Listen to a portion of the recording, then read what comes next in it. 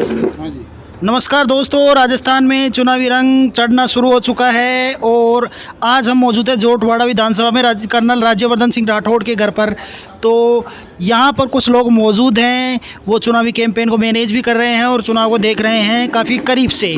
तो उन लोगों से जानते हैं आखिर चुनाव में क्या संभावनाएं नज़र आ रही हैं। सर, अपना नाम बताइए। उदय सिंह तंवर। उदय सिंह तंवर जी, तो आप यहाँ चुनाव देख रहे हैं, तो चुनाव में किस तरह का जो है फाइट देख रहे हैं? मैं जोटवाड़ा का मतदाता हूँ, गांधी पथ पे रहता हूँ। यहाँ फाइट तो पूरे राजस्थान में जिस तरह से आप देख रहे हैं, भाजपा की स्पष्ट बहुमत की सरकार आ रही है। जोटवाड़ा में तो कांग्रेस ने कैंडिडेट ही नहीं उतारा, और उतारा तब भी बाहरी उतारा जो जोटवाड़ा को जानता ही नहीं है। तो यहाँ तो कोई मुकाबला नहीं, एक तरफा भारतीय जनता पार्टी जीत रही है। तो निर्दलीय कैंडिडेट जो आशु सिंह सूरपुरा जी हैं, उनके बारे में क्या कहना है? ये सब राजस्थान की सबसे बड़ी सीट है। 4.25 लाख वोट हैं, 4,28,067 वोट हैं। लगभग 3.25 लाख वोट के आसपास पोल होंगे। पिछली बार 68% पोल हुआ था। तो निर्दलीय प्रत्याशी तो कोई 10-15 हज़ार वोट खराब करे, इस तरह की संभावनाएं तो होती हैं। बाकी तो कुछ लग नहीं रहा मुकाबले में कोई है। तो आप उनको केवल इतना सा मान रहे हैं कि वो 10-15 हज़ार वोट खराब करेंगे? वो तो देखिए समय बताएगा। पर भारतीय जनता पार्टी का कार्यकर्ता घर घर, हर कॉलोनी में, हर वार्ड में, हर बूथ पर बैठा है और पन्ना प्रमुख तक भारतीय जनता पार्टी ने तैयारी कर रखी है। तो हम निश्चित रूप से बड़े रिकॉर्ड वोटों से चुनाव जीत रहे हैं। भारतीय जनता पार्टी बहुत बहुमत। बीजेपी के बागी कैंडिडेट हैं, तो वो बीजेपी को डैमेज नहीं करेंगे? बीजेपी के बागी कैंडिडेट आप बता रहे हैं, तो वो तो शायद सदस्यता उन्होंने, मेरे नॉलेज में नहीं है कि कभी सदस्यता ली थी उन्होंने भारतीय जनता पार्टी की। और काफ़ी लोग टिकट मांग रहे थे, 50 लोग यहाँ से टिकट मांग रहे थे। सब लोग भारतीय जनता पार्टी के साथ हैं और मजबूत स्तंभ जैसे पार्षद हैं, हमारे मंडल अध्यक्ष हैं, पूर्व में मंत्री रहे हैं, और काफ़ी लोग हैं जो पूरी ताकत से यहाँ काम कर रहे हैं। और जोटवाड़ा एक तरफा भारतीय जनता पार्टी चुनाव जीत रही है, बड़े मार्जिन से चुनाव जीत रही है। तो यहाँ पर क्या मुद्दे देख रहे हैं जिनको लेके आप इलेक्शन में कैंपेन के लिए जा रहे हैं? देखिए, यहाँ के विधायक, स्थानीय विधायक राजस्थान सरकार में मंत्री थे, पर उन्होंने पानी की व्यवस्था, सड़कों की व्यवस्था, हाई टेंशन की, लोगों को पट्टों की दिक्कत, काफ़ी समस्याएं हैं, उन पर ध्यान नहीं दिया।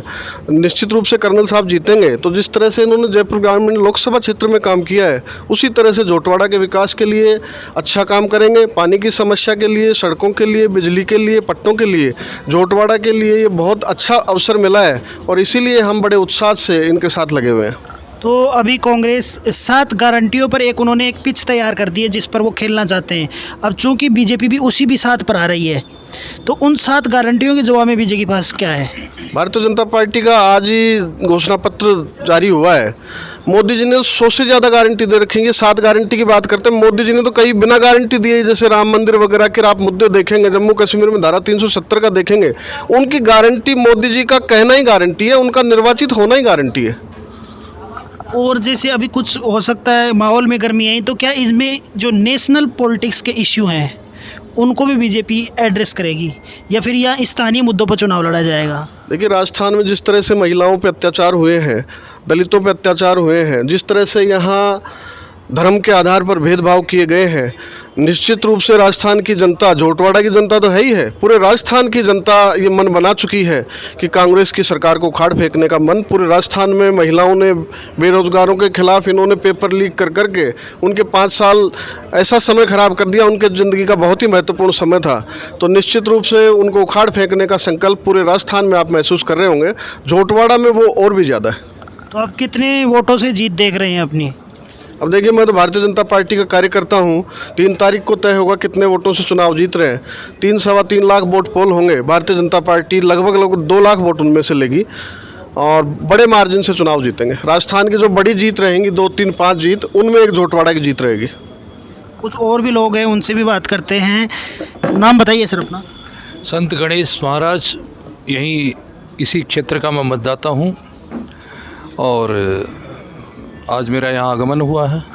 तो आप कैसे देख रहे हैं जो जोटवाड़ा में चुनाव हो रहा है? त्रिकोणीय चुनाव मान रही है पब्लिक इसे, तो किस तरह से देख रहे मैं हैं? एक सामाजिक व्यक्ति हूँ, तो समाज के विभिन्न वर्गों में मेरा जाना आना होता है। एक धर्म गुरु के नाते समाज के हर तबके से मेरा संपर्क है। मेरे यहाँ भी आना जाना लगा रहता है और मैं भी लोगों के यहाँ जाता हूँ। तो उसी संदर्भ में यदि विचार किया जाए तो भारतीय जनता पार्टी यहाँ से बहुत अच्छे बड़े मार्जिन से जो है जीत हासिल करने जा रही है। ये मेरा व्यक्तिगत अनुमान भी है और एक सत्यता भी है, ये वास्तविकता भी है।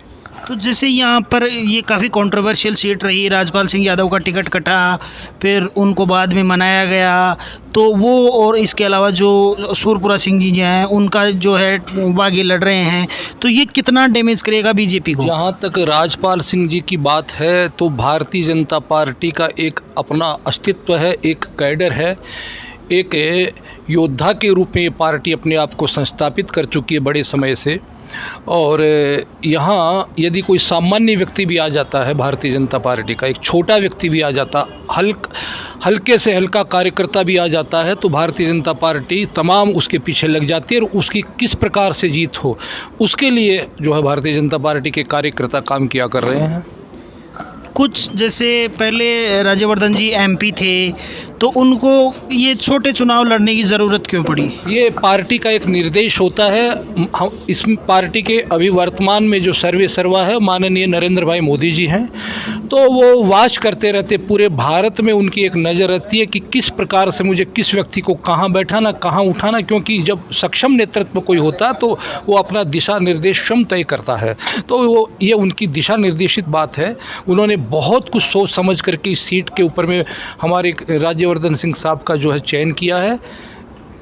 बीजेपी में इसके अलावा अन्य जो कई सीटों से कम 8-9 सीटों से सांसदों को लड़वाया गया है, तो क्या ये उनकी टेस्टिंग है या वही वो वोट ले सकते हैं छोटे चुनाव में, या फिर सिर्फ वो मोदी के सहारे ही जीतना चाहते हैं? क्या है ये एक मौका होता है, जिस प्रकार से इन्हीं बड़े में से छोटे आ जाते हैं या छोटे में से बड़े चयन करके कल को इसके लगते लगते लोकसभा के चुनाव आ रहे हैं।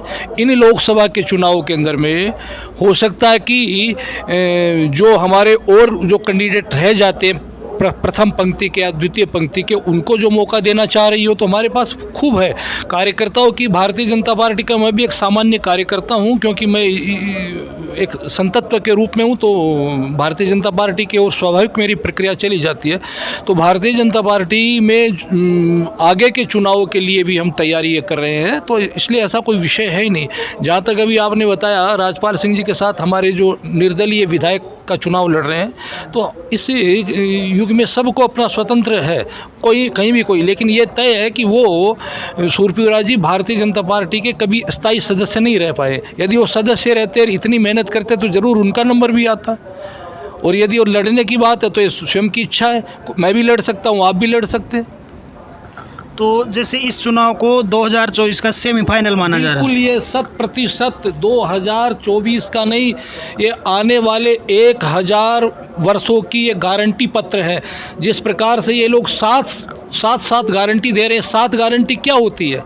क्या होती है गारंटी दे सकते हैं क्या? वो गारंटी तो ये दे सकते हैं कि हमारे जलदाय विभाग में 21,000 करोड़ रुपए आए, उनमें से अभी तो हम 18,800 रुपये का हिसाब करेंगे, क्योंकि सारे के सारे पैसे गलत पाइप लगे नहीं और पाइप लगा दी गई, पानी आया। जल जीवन की मिशन की बात कर रहे हैं आप? जी, जल जीवन मिशन। जी, मैं सारी बातें करूंगा। मैं एक सामाजिक व्यक्ति हूँ, तो चिंता मुझे, क्योंकि मैं भी इस हिंदुस्तान का नागरिक हूँ। हाँ, माननीय मोदी जी ने अपने आप को, जिस घर में शौचालय नहीं थी भारत के अंदर में, पूरे भारत में पटरियों पर छीछी मूती होती थी, डिब्बा लेकर के सुबह 100 200 की भीड़ वहाँ लगती थी, उसको जो है खात्मा करने का काम यदि किसी महापुरुष ने किया तो मोदी जी हैं। वो 3 करोड़ महिलाओं के नाम से पट्टा दे करके मकान बना करके, वो लिस्ट हमारे पास में प्रमाणित लिस्ट है, वो उन्होंने घर दिए लोगों को। तो अब आया राम मंदिर का मुद्दा, तो जो 500 वर्षों से भगवान राम टेंट में पड़े थे, सलाखों के बीच में पड़े थे, और वो तथाकथित कांग्रेस के दल्ले जो लोग थे वो भगवान राम को खोलने नहीं दिए देते। वो ताले खुलने के बाद में मंदिर का यदि स्थायीकरण हुआ है, मंदिर का उद्घाटन हो रहा है 22 जनवरी 2024 को, तो प्रधानमंत्री जी स्वयं कर रहे हैं। इससे बड़ा सौभाग्य और क्या होगा भारत देश के लिए, मतदाताओं के लिए। तो क्या आपको क्या लगता है राजस्थान चुनाव में पब्लिक राम मंदिर या हिंदुस्तान पाकिस्तान वाले डिबेट पे वोट करेगी? मुद्दा कोई भी मुद्दा छोटा या बड़ा नहीं होता, मुद्दा मुद्दा होता है। हर मुद्दे का अपना अपना एक समय होता है। राम मंदिर का एक मुद्दा था जो हो चुका, उन्होंने प्रमाणित किया, अपने आप के हस्ताक्षर किए कि हम जो है भगवान राम का मंदिर बना दिए हैं। अब अभी तो बहुत मुद्दे हैं। कांग्रेस के पिछले 50-55 साल के इतने बड़े घृणित पाप किए हुए हैं, इतनी धाराओं पे धारा की हुई है, इतने देश का बेड़ा गर्क कर रखा है, उसका हिसाब तो भी बहुत लंबा है। इंदिरा जी का एक नारा था, हम दो हमारे दो, लेकिन उसी नारे को, जनसंख्या नारे को जो है आज कांग्रेसी नहीं मान रहे हैं। महात्मा गांधी ने तो यहाँ तक कहा था कि अब कांग्रेस का क्या काम है, इस गली सली पार्टी को ख़त्म कर देना चाहिए, लेकिन उसके बाद भी हमारे भारत का जो बेचारा जनमानस है वो पिछले 50-60 साल से इसको ढो रहा है। हमें आवश्यकता है ही नहीं इस पार्टी की। तो इससे प्रभावित होकर ही जो नेशनल चुनाव है उन पे काफ़ी इम्पैक्ट होगा। 1001% नेशनल चुनावों के ऊपर में मेरे भैया प्रभाव पड़ेगा। भारत देश में सनातनी परंपरा है, हम भारत के लोग हैं, बाहर के नहीं हैं। जो पाकिस्तान पिद्दी जैसा पाकिस्तान था, छोटा सा चूहे के बच्चे के था, वो सिंगत्व का रूप धारण करता था कांग्रेस सरकार में, लेकिन आज केंद्र में भारतीय जनता पार्टी होने से वो दुबक करके बैठ गया है। जो पेट्रोल यहाँ हमारा आज 110-12 में बिक रहा है, वो पेट्रोल अभी 300 से ऊपर वहाँ बिक रहा है। जो आलू प्याज की यदि महंगाई की आप बात करें तो आलू प्याज जो 20-30 रुपये किलो बिक रहे हैं वो 300-400 रुपये किलो बिक रहे हैं। जिस आटे की बात करते हो, हमारे भारत में आज भी 32 रुपये किलो में बढ़िया से बढ़िया आटा मिल जाता है, लेकिन वहाँ वो 140 रुपये में आटा बिक रहा है। तो क्या हम बात करेंगे तुलनात्मक दृष्टि से? जहाँ तक चीन की बातें थी, हमें आँख दिखाता था चीन, आज चीन की हैसियत क्या हमारे सामने? कुछ नहीं है। इसलिए पूरे विश्व के अंदर में मोदी जी ने किया, और मोदी जी के नाम का विषय नहीं है, कोई भी व्यक्ति वहाँ आएगा वो अपना देश के लिए काम करेगा। कल को राज्यवर्धन चीन के मामले में कांग्रेस कह रही है डोकलाम में कुछ जगह पर जमीन आगे चाइना को दे दी गई है। बिल्कुल बिल्कुल, मैं वहाँ जाकर के आया है, उस समिति का मैं सामान्य और छोटा सा सदस्य भी रहा उस समय में। अरुणाचलम प्रदेश में मैं जा कर के आया, तो वहाँ ऐसी कोई बात नहीं है। ये कांग्रेस के तो बहकावे है, कांग्रेस तो झूठों का पुलिंदा है। जिस प्रकार से पिछली सरकार में राहुल गांधी ने आकर के ये कहा था कि मैं 10 दिन के अंदर में किसानों का कर्ज माफ़ कर दूंगी, बिल्कुल भी वो आए ना हमारे सामने बात करे, वो या उनके प्रतिनिधि आए, कांग्रेस के प्रतिनिधि बैठे, बिल्कुल जो है कर्ज माफ़ नहीं हुआ है। हाँ, कोई छोटी मोटी काम कर दिया होगा। किसानों का कर्ज कहाँ माफ़ हुआ? किसान भी आत्महत्या कर रहे हैं। बलात्कार की संख्या कितनी हुई है, उपद्रव कितने हुए। भारतीय जनता पार्टी के किसी भी सरकार के किसी काम में कोई भी दंगा नहीं हुआ, लेकिन इन बेईमान के राज्यों के अंदर में हर जिले के अंदर में दंगे हुए। कम से कम 16 से 17 लिस्ट तो हम आपको, करौली का दंगा, जोधपुर का दंगा, भरतपुर का दंगा, मैं एक से एक गिना दूँ, सब जानते इस चीज़ को। छोटी छोटी बच्चियों के, कल 4 दिन पहले एक 4 साल की बच्ची के साथ बलात्कार एक पुलिस के व्यक्ति के द्वारा हुआ। ऐसा ही तो ये तो एक दुर्भाग्य का विषय है। फिर उसको दंड न देना, एक कत्लेआम करना, एक गर्दन काटना। आओ ना, देखिए राजस्थान में सरकार आ रही है और एक हमारे अध्यक्ष साहब कह रहे हैं कि संघ के स्वयंसेवकों को हम बिल में घुसा देंगे, हमारी सरकार आ गई। ये तो उनकी बयानबाजी, यानी ये स्पष्ट गुंडागिरी है, दादागिरी है। यहाँ के 2-3 मंत्री कह रहे हैं, वो कह रहे हैं हम ऐसा कर देंगे, हम वैसा कर देंगे, मंदिरों के ताले लगवा देंगे। तो एक शर्म का विषय, इसलिए जनता जागरूक हो चुकी। मंदिरों के ताले लगवा देंगे, ये किसने कहा? ये लग रहे हैं ना, हमारे परसों का बयान है हमारे एक मंत्री जी का, कैबिनेट मंत्री है कांग्रेस सरकार के, वो भी हमारे हैं। ऐसी क्या बात है? क्या नाम है कैबिनेट में? नाम अपनी जगह वो, उन्होंने कहा कि मंदिरों को ताले लगाइए, अन्यथा भारतीय जनता पार्टी के लोग जो है आकर के उत्पात मचाएंगे। क्यों भारतीय जनता पार्टी का, प्रताप सिंह खचरियावास की बात कर रहे हैं आप? भारतीय जनता पार्टी का कोई कार्यकर्ता कोई उत्पात नहीं करता है। भारतीय जनता पार्टी का कार्यकर्ता बहुत ही सूझबूझ वाला कार्यकर्ता, सोच समझ के अपनी बात और प्रतिक्रिया करता। हम देश के वफादार लोग हैं, हम देश के लिए जीने मरने वाले लोग हैं।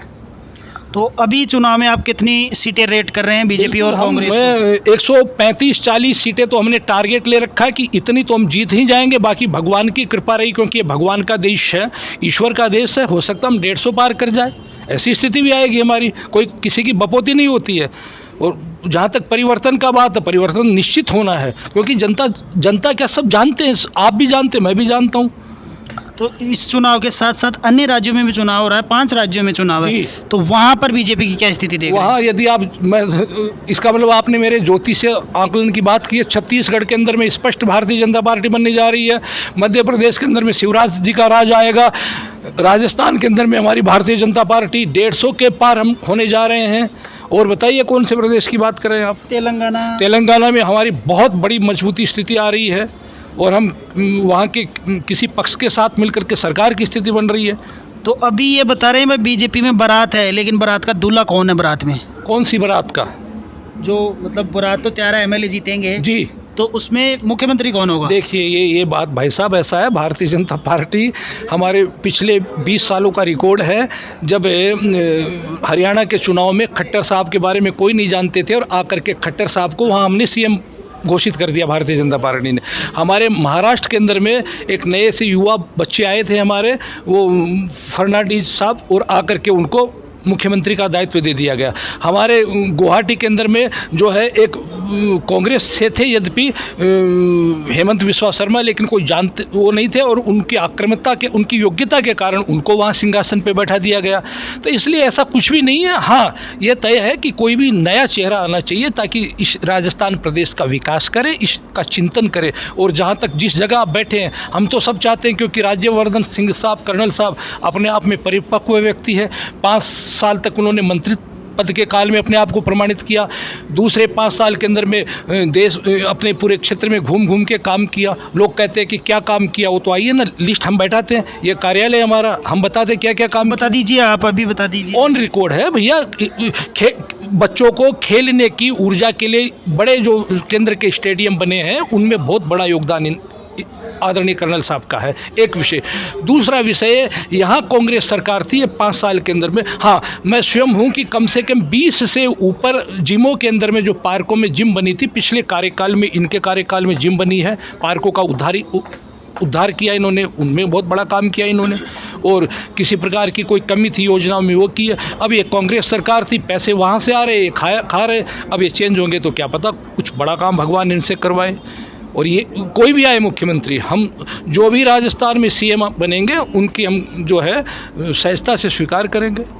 तो वसुंधरा राजे का क्या सीन है? उनको, वो एक मजबूत अभिनेत्री है भारतीय जनता पार्टी की, ये तो केंद्र का विषय। उनको क्या बीजेपी उनको दोबारा प्रमोट करेगी? कर सकती है, संभावनाओं से कोई कहीं इनका आप भी हो सकते, मुझे भी कर सकती है, क्योंकि मैं भी भारतीय जनता पार्टी का एक स्वयंसेवक हूँ। वो आकर के कहेगी कि महाराज हम आपको बैठाएंगे, जैसे योगी जी बैठे। क्या पता हमारे भाग्य में आ जाए। तो हम तो वसुंधरा जी की क्यों बात करेंगे, हम अपनी बात करेंगे ना। वसुंधरा जी में कोई नई चीज़ थोड़ी है, वो जितना कैडर है, जितनी पढ़ाई है, उनसे ज़्यादा पढ़ाई मैं हूँ भैया। मैं 8 विषयों से आचार्य किया हुआ हूँ बस। इसलिए ऐसा कुछ भी नहीं है बेटा। हो सकता प्रभु आपका नंबर ला दे। अब जैसे आप जिस शाहपुरा से है, उससे हमने उपेंद्र यादव जी को टिकट दिया। एक छोटा सा सामान्य बच्चा है, लेकिन उस बच्चे ने आंदोलन करके अपने आप को सक्षम साबित किया। इसलिए ऐसा कुछ भी नहीं है, ऐसा कुछ भी नहीं आदरणीय। कोई भी व्यक्ति आ सकता। भारतीय जनता पार्टी सर्वहितकारी पार्टी है। तो ये थी हमारी चुनावी चर्चा, और इस चर्चा के लिए शुक्रिया। इस चैनल को सब्सक्राइब करिए, दोस्तों और फैमिली के साथ शेयर करिए। धन्यवाद। आपको खूब खूब आशीर्वाद।